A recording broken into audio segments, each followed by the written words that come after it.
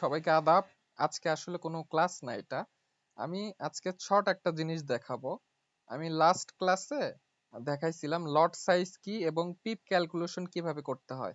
আমাদের প্রফিট এবং লসের যে ক্যালকুলেশনটা, আমরা হারলে কত হারবো এবং জিতলে কত জিতবো, এই যে একটা রেশিও, এটা কিভাবে বের করতে পারবো। আমি কিন্তু একটা হিসাব দেখাইছিলাম। এটা আপনাদের অনেক টাইম কনজিউমিং একটা ব্যাপার, তাই তো? তো এই হিসাবটা এক্সাক্ট আপনি বুঝবেন আসলে কিভাবে। আমার কথা সেদিন যদি অনেকে নাও বুঝে থাকেন, তো এটারও সলিউশন আছে। তো সব থেকে সিম্পল ওয়েতে আপনাদের জন্য একটা ওয়েবসাইট ডেভেলপ করছিলাম, আমি লাস্ট ক্লাসে ওইটা দেখাইছিলাম। তো আপনারা জাস্ট এখানে লিখবেন forexmaster.netlify.app। জাস্ট এখানে যা লেখা আছে তাই লিখে ইন্টার দিবেন, ওই ওয়েবসাইটে চলে আসবে। এটা খুবই সিম্পল একটা ওয়েবসাইট, কিন্তু খুব কার্যকর একটা ওয়েবসাইট। ঠিক আছে, এরকম ওয়েবসাইট আপাতত ফরেক্স এর ইয়েতে পাবেন না কোথাও। ডিরেক্ট পাইলেও দেখবেন কিছু কিছু জিনিস মিসিং। তো এটা জাস্ট আমাদের বাঙালিদের ইউজের জন্য, আমরা বাংলা ভাষা যেটা বুঝি, আমাদের লাভ হলে কত এবং লস হলে কত, আমাদের টেক প্রফিটে কত পিপস থাকবে এবং স্টপ লসে কত পিপ থাকবে, ঠিক আছে, এবং লট সাইজ আমরা কত নিলে কত পাবো, এটা সম্পূর্ণ কিন্তু সেম ক্যালকুলেশন আমি দেখাইছিলাম আপনাদের। যা যা ক্যালকুলেশন দেখাইছি এইটাও এক্সাক্ট সেম ক্যালকুলেশনটাকে ফলো করে কিন্তু এটা ডেভেলপ করা। তো আপনারা এই ওয়েবসাইটে আসবেন, ঠিক আছে। এসে আপনারা রাইট ক্লিক করবেন। এটা শুধুমাত্র পিসি ইউজারদের জন্য, যাদের কম্পিউটার আছে তারা এই জিনিসটা একটু দেখবেন। রাইট ক্লিক করলে নিচে দেখতে পারবেন ভিউ পেজ সোর্স, এই অপশনটা দেখতে পাবেন। এটাতে ক্লিক করে দিলে এই যে একটা ওয়েবসাইট, এটা সুন্দর আপনি একটা ইউআই দেখতেছেন, এখানে নাম লেখা বা এখানে যতগুলা জিনিস আছে, এটার ব্যাক সাইডে কিন্তু যত যা আছে এটা সম্পূর্ণ কোডিং। এখানে যত যা লিখতেছেন দেখুন, ব্যাকগ্রাউন্ড কালার, এগুলো সবকিছু কিন্তু কোডিং এর মাধ্যমে করা, ঠিক আছে। তো এগুলার ক্যালকুলেশন যাটা যে আছে, এই ক্যালকুলেশনটাও কিন্তু এটা একটা কোডিং। তো আমি আপনাকে যদি ফর্মুলা গুলা দেখাই, আপনি একটু মিলাবেন যে আমি ক্লাসে এক্সাক্ট যা যা বলছিলাম এক্সাক্ট সেম ক্যালকুলেশনটা ফলো করে এই ওয়েবসাইটটা কাজ করে কিনা। তো এখানে দেখতে পারবেন, দেখুন trading academy by Apurba, forex pips, profit loss calculator, এই সেম লেখাটা এই যে এই জায়গাতেও, ঠিক আছে। এটা সম্পূর্ণ কোডিং দিয়ে। তো যাই হোক, আপনি একটু নিচে আসবেন, এই যে মেইন সূত্রটা এখান থেকে শুরু, এইটাই হচ্ছে ফর্মুলা। এখন আমি বলছিলাম প্রত্যেক কারেন্সির ক্ষেত্রে আলাদা আলাদা ক্যালকুলেশন আছে, ঠিক আছে। সবকিছু মনে রাখা আসলে টাফ ব্যাপার। আর ক্যালকুলেশনের বিষয়টা, আমার কথা হচ্ছে আমার ডিরেক্ট তথ্য পাইলেই হইলো, ঠিক আছে। তো এখানে এক্স এ ইউ ইউএসডি, এটা গোল্ডের যা ক্যালকুলেশন। আমি প্রথম দিকে বলছিলাম আমাদের প্রফিট এবং লস ক্যালকুলেশনের জন্য আমাদের আগাম কিছু জিনিস আগে বের করতে হবে। যেমন আমাদের টিপি ডিফারেন্স কত এবং এসএল ডিফারেন্স কত। টিপি ডিফারেন্সটা আসলে কি? টিপি ডিফারেন্স আমরা যদি বের করতে চাই, তাহলে আমাকে টিপি প্রাইস থেকে এন্ট্রি প্রাইস মাইনাস করতে হবে, বিয়োগ দিতে হবে। টেক প্রফিট থেকে আমাকে এন্ট্রি প্রাইসটা মাইনাস করতে হবে। যেটা বের হবে, বিয়োগফল যেটা বের হবে, সেটাই মূলত আমাদের টিপি ডিফারেন্স। একইভাবে এসএল ডিফারেন্সও সেই রকম। এন্ট্রি প্রাইস থেকে এসএল প্রাইস আমাদের মাইনাস করলেই এখানে এসএল ডিফারেন্স বাড়ায় গেল, ঠিক আছে।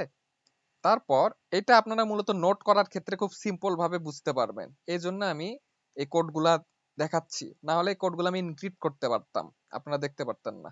আর এখানে ইনক্রিপ্ট বা হাইড করানোর মতো কোনো বিষয় না, এটা একদম সিম্পল বিষয়। তো টিপি ডিফারেন্স আমাদের বের হইলো। তো বের হওয়ার পর এখন আমাদের পিপস বের করতে হবে।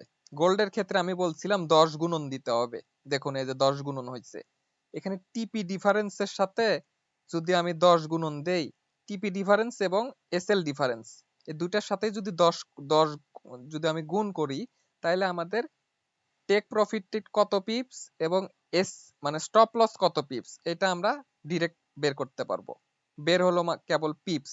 এখন আমরা প্রফিট লস বের করব, ঠিক আছে। সেই জন্য আমাদের লট সাইজ বের করতে হবে। এই লট সাইজ সমান সমান, আমি এটা একটা আহ, আপনার আইডি ইউজ করছি, এটা একটা এক প্রকার ট্যাগ, যাই হোক কোডিং এর ভাষায় পিপ ভ্যালু, ঠিক আছে। পিপ ভ্যালুটা আসলে কি?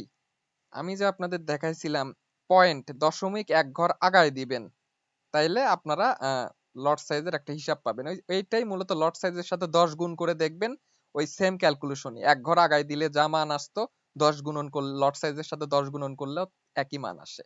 আমি আপনাদের সবচেয়ে সিম্পল ওয়েতে বোঝানোর চেষ্টা করি, বাংলা ভাষায়, অত ক্রিটিক্যাল কোনো বিষয় না। ঠিক আছে? তো এই 10 গুণ ভাগ অত কিছু বুঝাইনি, পয়েন্টটা আপনি জাস্ট এক ঘর আগায় দিলেই পেয়ে যাবেন। ঠিক আছে? তো যাই হোক, এটা মূলত কিন্তু কোডিং এর ক্ষেত্রে কিন্তু আমি তাকে এটা বলতে পারবো না যে এক ঘর করে আগায় দিবা। এই ক্ষেত্রে ডিরেক্ট ক্যালকুলেশনটাই লিখতে হবে। তো আমি যদি লট সাইজের সাথে যদি 10 গুণন করি তাইলে আমাদের পিপ ভ্যালু বের হলো। কিন্তু আপনাদের আমি ক্লাসে দেখাইছিলাম এক ঘর আগায় দিতে হবে, আপনারা এইভাবে নোট করবেন। ঠিক আছে? তারপর এখন প্রফিট এবং লসটা বের করতে হইলে আমাদের এখানে টিপি প্রাইস এবং এসএল যে পিপসটা আছে এটা আমরা পেয়ে গেছি। এখন পিপসের সাথে আমরা পিপ ভ্যালু মানে লট সাইজ আমরা যা নিছি সেটার ক্যালকুলেশন অনুযায়ী পার পিপে কত ডলার আমাদের প্রফিট হবে সেটা যদি গুণন করি তাইলে আমাদের প্রফিট বের হচ্ছে। এবং লস ক্যালকুলেশনের জন্য আমরা এসএল পিপস যে বের করছিলাম, এসএল পিপস এর সাথে আমরা পিপ ভ্যালুটা গুণন করলে আমরা লসটা পেয়ে যাচ্ছি। ঠিক আছে? এটা একদম সিম্পল, এটা আপনারা ভালোভাবে একটু বোঝার চেষ্টা করলে আপনারা সুন্দর করে একটা নোট করতে পারবেন শর্টকাট ওয়েতে। ঠিক আছে? একই ভাবে আমি বলছিলাম অন্য পেয়ার গুলোতে আবার আরেক রকম সূত্র, জেপিওয়াই যেগুলো পেয়ার আছে, এটা মেজর পেয়ার এটা লিখছি। এখানে দেখবেন যে জেপিওয়াই এর ক্ষেত্রে আমি একটা অপশন রাখছি মেজর পেয়ারস। এগুলো যে শুধু এই দুইটা কারেন্সি ইউজ হবে তা না, জেপিওয়াই এর যত কারেন্সি আছে আপনি শুধুমাত্র জাস্ট এটা সিলেক্ট করে দিবেন। সেটা হতে পারে ইউরো ভার্সেস জেপিওয়াই বা ইউএসডি জেপিওয়াই বা আদার কারেন্সি। জেপিওয়াই থাকলেই আপনি এই মেজর জেপিওয়াইটা সিলেক্ট করবেন। এখন জেপিওয়াই এর ক্ষেত্রে কিন্তু এইটার ফর্মুলাটা আলাদা। ঠিক আছে? কারণ প্রাইসটাও এটা হচ্ছে 2 ডেসিমালের, আর গোলটা হচ্ছে 2 ডেসিমাল, কিন্তু ইউরো ইউএসডি এটা কিন্তু আবার 4 ডেসিমালের। তো যাই হোক, এখানে জেপিও এর ক্ষেত্রে দেখুন আমি 100 গুণন করার কথা বলছিলাম ক্লাসে, এই যে 100 গুণন করছি, সেম টু সেম একই ক্যালকুলেশন, জাস্ট আমাদের গুণনগুলো আলাদা, সিস্টেম আলাদা। তো লট সাইজের ক্ষেত্রেও এখানে সেম, এখানে জাস্ট 100 গুণন করছি। এবং ইউরো ইউএসডির ক্ষেত্রে এখানে দেখুন, ইউরো ইউএসডির ক্ষেত্রে আমি বলছিলাম ভাগ দিতে হবে। এখানে টিপি ডিফারেন্স এবং এসএল ডিফারেন্সের সাথে ভাগ দিতে হবে 0.0001। ঠিক আছে? তো ভাগ দেওয়ার পরে যা বের হলো সেম। এটা একদম সিম্পল ভাবে, এটা জাস্ট আপনারা খুব ভালোভাবে সূক্ষ্মভাবে নিজেরা জিনিসগুলা পড়ে পড়ে কোডগুলা পড়ে পড়ে বুঝে বুঝে আপনি জিনিসগুলা দেখতে পাবেন। ঠিক আছে? এটা খুবই সিম্পল। টিপি পিপস সমান মানে টিপি পিপস আমরা কিভাবে পাবো? এই যে ইকুয়াল দেওয়া আছে, টিপি ডিফারেন্স থেকে এত গুণন করলেই আমি টিপি পিপস পাচ্ছি। এই কোডগুলা খুবই সিম্পল কোড ইউজ করা হয়েছে। ঠিক আছে? একদম সিম্পল কোড, এটা আপনারা নিজেরা বুঝতে পারবেন। এটা শুধুমাত্র নোট করার জন্য আমি দিচ্ছি। বুঝছেন? তো আজকে সম্পূর্ণ এরকমই। তো আপনারা যখন ক্যালকুলেশনটা করবেন আপনারা এই ওয়েবসাইট ইউজ করতে পারবেন। ঠিক আছে? আমি বলতেছি না আপনি এই ওয়েবসাইটে ইউজ করেন, এটা বলতেছি না। আপনার কোনো যদি ওয়েবসাইট ভালো লাগে আপনারা সেখানে ইউজ করতে পারেন। এই ওয়েবসাইট থেকে আমার কোনো ইনকাম বা এরকম কোনো কিছু নাই। এটা কিন্তু দেখতে পাচ্ছেন আমার যারা আপাতত ডোমেইন সম্পর্কে আইডিয়া আছে, এটা কিন্তু একটা সাব ডোমেইন নেটলিফাই অ্যাপ। এটা ফ্রি হোস্টিং। ঠিক আছে? এখান থেকে কোনো ইনকাম নাই যে আপনাদের আমি বলতেছি আমার ওয়েবসাইটে আসুন তাইলে আমার লাভ আছে।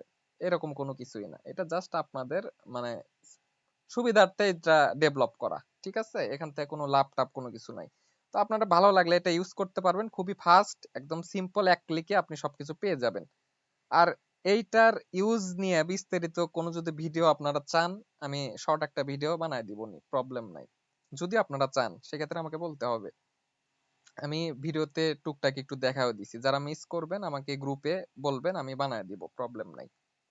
তো এইটাই মূলত আজকের একটা টপিক ছিল, ছোট্ট একটা টপিক, জাস্ট কোডিং এর মাধ্যমে আপনারা জিনিসগুলো একটু ভালোভাবে নোট করতে পারবেন, ব্রেনে জিনিসগুলো ভালোভাবে ঢুকাইতে পারবেন। ঠিক আছে? জাস্ট এই পর্যন্তই ছিল। তো ভালো থাকবেন সবাই, এবং প্রত্যেকটা মানুষের সাকসেসের পিছনে কনসিস্টেন্সি, নিজের প্রতি বিশ্বাস এবং সেলফ মোটিভেশন, এই জিনিসটা সব থেকে ইম্পর্টেন্ট। সেলফ মোটিভেশনের পাওয়ার যে এতটা বেশি, এটা আমি নিজের লাইফের আমার এক্সপিরিয়েন্স। মোটিভেশন, আমি চাইলে আপনাকে এমন মোটিভেশন দিতে পারবো যে আপনি সারা রাত মানে ঘুমাইতেই পারবেন না, আপনি মোটিভেশন পাওয়ার পর থেকে নিজেকে সাকসেসফুল মনে করতে পারবেন। ঠিক আছে? কিন্তু এক ঘুম দেওয়ার পরে পরবর্তী সকালে যখন উঠবেন মোটিভেশন হওয়া, আগে যেমন ছিলেন তেমনই। তো মোটিভেশনের বিষয়গুলো হচ্ছে এরকম। মোটিভেশন কখনো অন্যের মোটিভেশন নিয়ে লাইফে সাকসেসফুল হওয়া যায় না। আপনাকে সাকসেসফুল হইতে হলে নিজেকে নিজে মোটিভেট করার ট্রাই করবেন, ঠিক আছে? সব সময় পজিটিভ জিনিসগুলা চিন্তা করবেন, আপনার দ্বারা সম্ভব। নিজের উপর একটা বিশ্বাস বা আস্থাটা তৈরি করুন। যে যা বলে বলুক, প্রবলেম নাই তো, ঠিক আছে, কোনো প্রবলেম নাই। আমি যদি ছোট্ট একটা কথা বলি, আমি যখন আমার প্রথম ইচ্ছা ছিল আমি একজন ওয়েব ডেভেলপার হব, ওয়েবসাইট বিল্ড করব, ফ্রিল্যান্সার হব, এটা আমার ইচ্ছা ছিল। তো সেই ক্ষেত্রে আমি এগুলো সব শিখছিলাম, কিন্তু এখন এসে কাজে লাগতেছে, যদিও কোনো লাভের আশায় না। এগুলো আমার একটা ভালোবাসা, এই কাজগুলা ভালোবাসা জড়ায় আছে। তো যাই হোক, যখন এগুলো আমি প্র্যাকটিস করতাম, আত্মীয় স্বজন হোক বা কাছের পর যাই হোক, কাছের মানুষগুলাই বেঈমান বেশি, দূরের গুলা তো বাদ দিলাম। তো ফ্যামিলিতে অনেক মানুষ এরকম বলতো যে এগুলো শিখতেছে, এগুলো শিখে লাভ নাই, আর শিখুক, প্রবলেম নাই, পড়াশোনা করে লাইফে কিছু করতে না পারলে আহ, দোকানদারি দিতে দোকানদারি করতে হবে, কম্পিউটার নিয়ে বসে যাবে দোকানদারি করতে। ঠিক আছে, তো যার যেমন কথাবার্তা। এই টাইপের আপনাদের রিয়েল লাইফে সবারই এরকম জিনিসগুলো আপনারা ফেস করবেন। নানান রকম ভাবে মানুষ ডিমোটিভেট করার চেষ্টা করবে, নিজের বুঝ নিজের কাছে। আমার লাইফে আমি নিজের ছাড়া কারক শুনি না, কারোই না।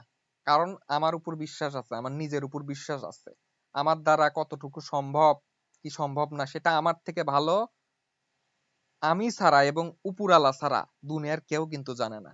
সেটা আপনাদের ক্ষেত্রেও, আপনাদের দ্বারা কি সম্ভব কি সম্ভব না সেটা নিজের বিবেক কোশ্চেন করলে আপনারা উত্তর পেয়ে যাবেন। প্রত্যেকটা সময় নিজেকে সময় দিবেন, ঠিক আছে? নিজের উপর বিশ্বাসটা ডেভেলপ করবেন, আপনার দ্বারা সব সম্ভব। ঠিক আছে, তো যাই হোক, সবাই ভালো থাকবেন। ক্লাসটা আসলে এই পর্যন্তই ছিল।